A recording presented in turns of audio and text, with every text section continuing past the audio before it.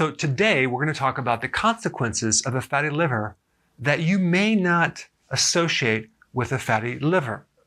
Let's go through them. Some you will, some you won't. When you have a fatty liver, your inflammatory markers go up, not just in your liver, but through the entire body. The problem with that is it will increase a condition called insulin resistance, okay? So then that's going to increase more insulin.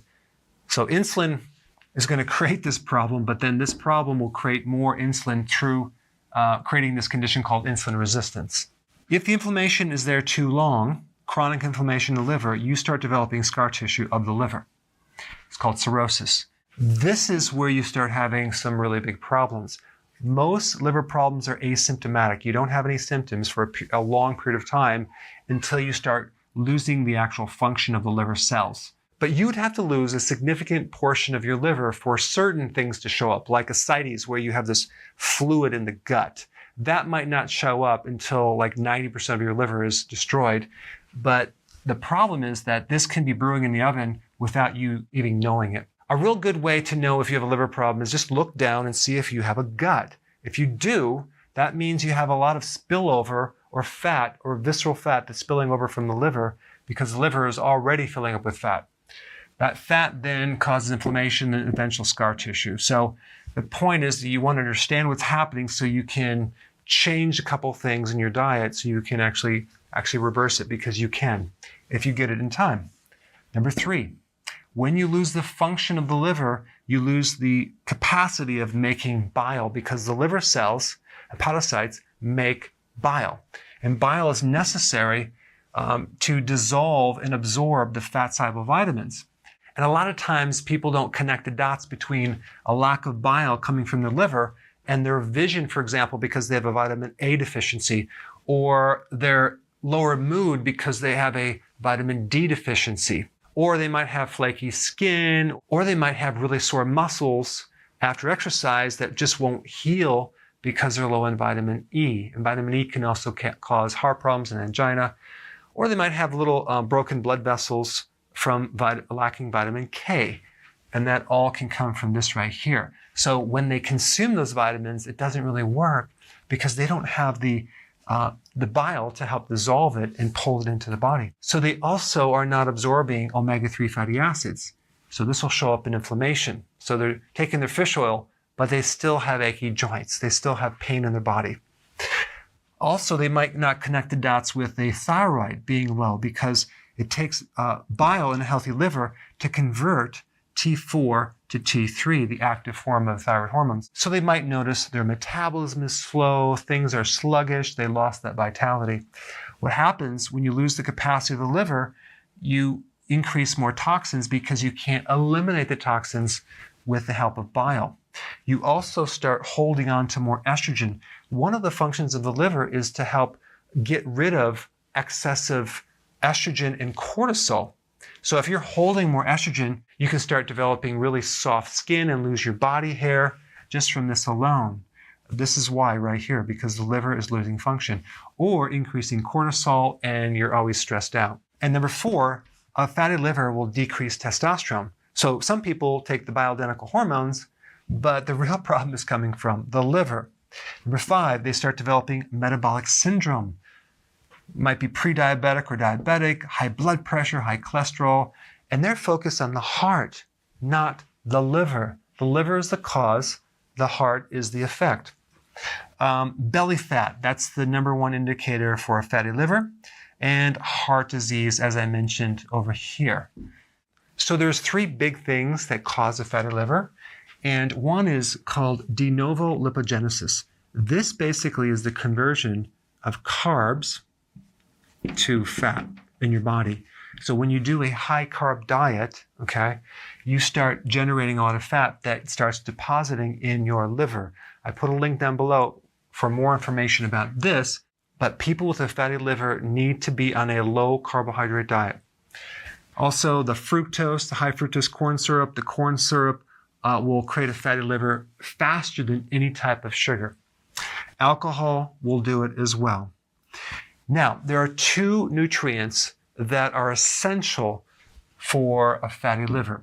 One is choline, because choline helps dissolve fat, especially on your liver. And by the way, egg yolks have choline and vitamin E. But don't get the synthetic version. Get a natural version, a complex that has half tocopherols and half tocotrienols. Okay? Very, very important. This has been known to significantly reduce inflammation in the liver, as well as in the arteries, and also decrease the formation of scar tissue, which eventually turns into cirrhosis. But don't even think about taking these two unless you first get your diet corrected. The diet I'm going to recommend is the healthy version of ketosis and intermittent fasting together as one.